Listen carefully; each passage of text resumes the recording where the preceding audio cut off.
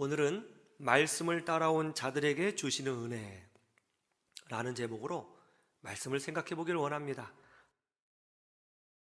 제가 코로나 사태가 터지기 전에 천안에 내려가서 학화 할머니 호두 과자를 사 먹어 보았습니다. 굳이 여기에서 천안까지 내려간 이유는 학화 할머니 호두 과자가 아주 유명하고 또 원조 호두 과자이기 때문에 내려간 것도 있지만, 무엇보다도 아직도 여전히 그 호두 과자 안에 전도지가 끼워져 있는가 보고 싶어서 차를 타고 내려가서 호두 과자를 사 먹어 보아봤습니다. 왜냐하면 지금은 그 신복순 권사님, 아주 믿음이 좋으신 분이잖아요. 신복순 권사님이 소천하시고 그 자녀들이 사업을 맡아서 경영하고 있습니다. 과연 그 자녀들이 어머니의 신앙을 따라서 사업을 경영하고 있을까 보고 싶었어요. 그런데 지금도 여전히 그 호두 과자에 전도지가 있는 모습을 볼 수가 있었습니다. 참 복받은 가문이다, 그런 생각을 했습니다. 물질이 많아서가 아니라 그 자녀들이 어머니의 믿음을 그대로 계승하고 그 길을 따라가고 있다는 것 자체가 얼마나 큰 축복이에요. 그렇지 않습니까? 우리들 가정도 그렇게 되기를 소망합니다. 전주 안디옥 교회 홈페이지에 가보니까 한 선교사님이 이런 선교 보고를 올리셨습니다. 티벳 국경 가까운 곳에 가서 선교사님이 예배를 인도하게 되셨답니다. 이곳은 아직도 전기가 들어오지 않는 지역이라고 해요. 그리고 아주 티벳이니까 거친 산악지대라고 합니다. 사람도 별로 없는 지역입니다. 그런데 주일날 아침 예배를 드리려고 하니까 놀라운 것은 주위 산마을에서 사람들이 20명 정도가 찾아왔다는 거예요. 근데 4시간을 산길을 걸어서 찾아왔다는 거예요. 4시간을 걸어서 말씀 듣겠다고, 예배 드리겠다고 그 험한 산길을 4시간을 걸어서 주일날 아침 예배 드리러 찾아왔다는 겁니다.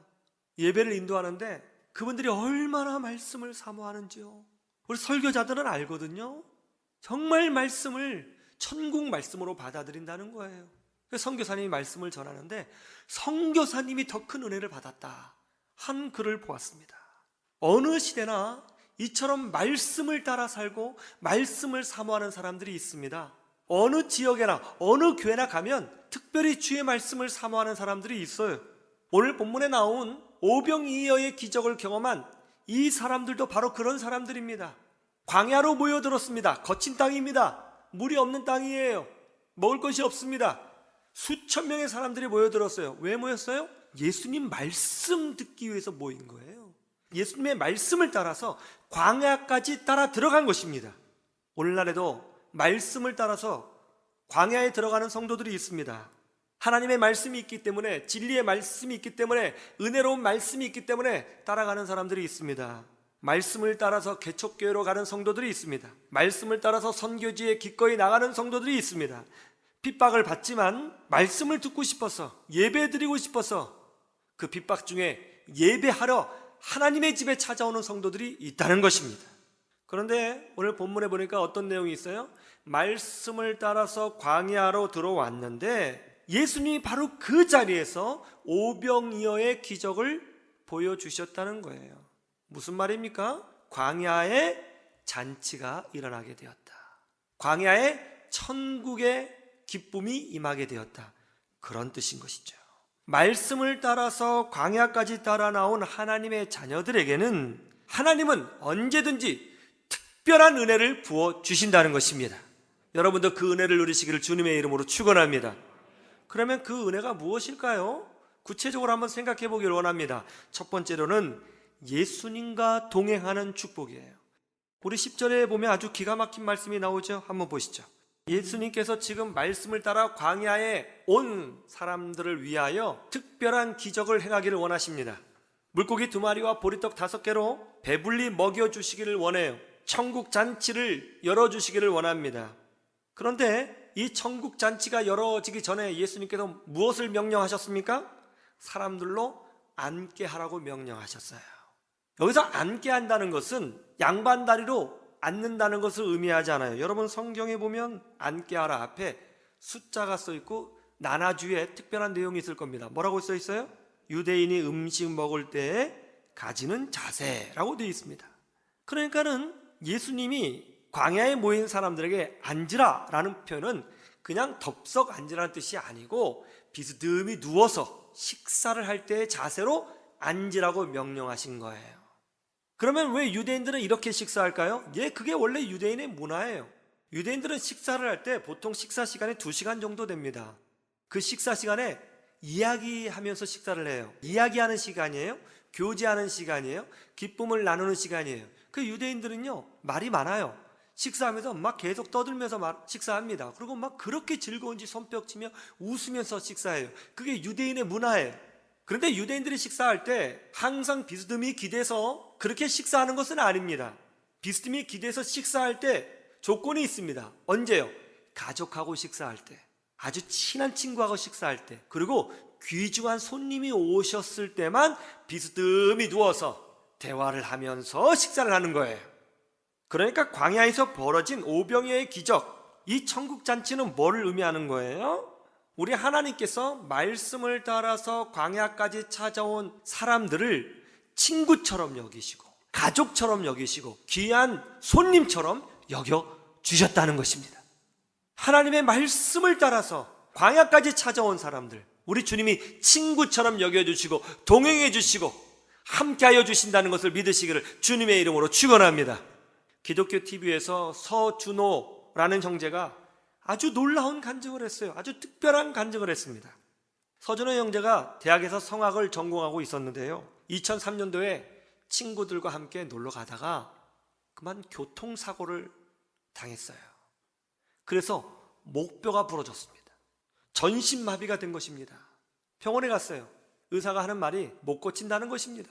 평생 전신마비로 살아야 된다는 거예요. 만약 이 친구가 치유된다면 그것은 신만이 하실 수 있는 것이지 인간의 힘으로는 할 수 없다, 그렇게 말을 하더라는 거예요. 목 아래를 전혀 움직일 수가 없었답니다. 나중에는요, 자기 스스로 자가호흡이 안 돼서 산소호흡기 기계에 의존해서 호흡을 해야 했습니다. 그런데 부모님의 신앙이 대단했던 것 같아요. 기도를 많이 했다고 합니다. 그때 특별히 서준호 형제의 어머니가 중환자실에 누워있는 아들을 보고는 이렇게 말을 했다고 해요. 준호야, 여기 중환자실은 영적인 신학대학교야. 여기 다 마치고 하나님의 일을 더 열심히 하자. 엄마가 기도하고 있어. 엄마랑 더 열심히 하자. 알았지? 그렇게 말을 해줬대요. 이렇게 믿음으로 선포했습니다. 그런데 준호 형제의 상태가 좋아진 것이 아니라 더 나빠졌습니다. 산소호흡기를 너무 오래 끼고 있다 보니까 부작용으로 폐에 문제가 생기더니 폐가 괴사하기 시작하더라는 거예요. 그래서 어쩔 수 없이 이 성대 기관지에 구멍을 뚫어서 기관 삽입술로 인공호흡을 해야 한다는 것입니다. 그런데 그렇게 되면은 이제 목소리를 잃어버리잖아요. 다시는 노래를 부를 수 없는 것이죠. 성악을 할 수 없게 되는 거예요. 그때 아버지가 눈물을 흘리면서 수술에 동의하는 서류에 사인을 하고는 힘들어서 집에 들어와 쉬었는데 잠깐 잠이 든 거예요. 근데 그때 아주 신비한 꿈을 꾸게 되었습니다. 광야에 물이 막 샘솟는 광경을 보게 된 거예요. 아, 내가 지금 광야 같은 인생을 살고 있는데 하나님께서 이 광야에 무슨 특별한 일을 하기를 원하시는 거구나. 하나님이 우리와 함께하고 계시는구나. 하나님께서 역사하시겠구나. 할렐루야. 그래서 병원에 가서는 담당 의를 만나서 기관 삽입술을 좀 멈춰달라. 나중에 하고 싶다. 지금은 아니다. 그렇게 부탁을 드렸답니다. 그런데 며칠이 지나고 나서 CT도 찍고 MRI도 찍어봤는데 기가 막힌 일이 일어났어요. 폐가 완전히 깨끗하게 치유가 된 것입니다. 그리고 나중에는요, 자가호흡을 하기 시작했어요. 그리고 얼마 지나더니 갑자기 발가락이 이렇게 움직이더라는 것입니다. 그리고 결국 완전히 치유가 돼서 두 발로 병원을 걸어나가는 기적을 체험하게 된 거예요. 그리고 이 서준호 형제가요, 2005년도에 중앙 콩쿨, 이게 콩쿨 중에서 제일 유명한 콩쿨인가 보죠. 이 콩쿨에서 노래를 불러가지고 1등을 하는 하나님의 기적을 체험하게 되었습니다. 하나님이 함께 하시는 가정이구나. 하나님이 함께 하시는 거죠. 말씀을 따라 광야까지 찾아온 하나님의 백성은 하나님이 함께 하시고 동행하시고 친구로 여겨주신다는 것을 믿으시기를 주님의 이름으로 축원합니다.